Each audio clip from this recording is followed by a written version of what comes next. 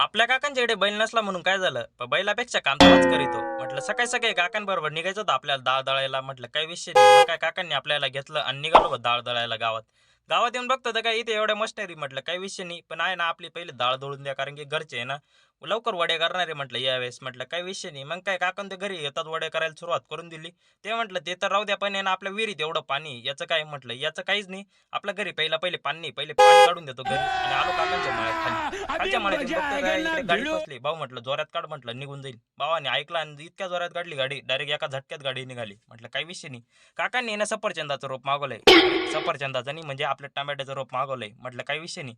टमाट्याचं रोप खाली केलं आणि त्याच्या भावाचे परत कॅरेट परत करून दिले. म्हटलं तुझे तो कॅरेट तोच वापर म्हटलं. मग काय म्हटलं चला आता आहे ना मस्तपैकी वावर वगैरे बांधून घेऊ टमाटे लावायला. त्याआधी म्हटलं काकांची म्हैस पण इकडे चपला घालती. वा काय विषय म्हटलं. आता काकांकडे बैल नसला म्हणून काय झालंय, पण बैलापेक्षा काम तर हाच करीतो म्हटलं. आता यानं मस्तपैकी एकदम बैल वगैरे सरळ केले खत टाकून. म्हटलं काही विषय नाही. आता टमाटे लावायचे, पण त्याआधी आपला हा व्हिडिओ पण जा.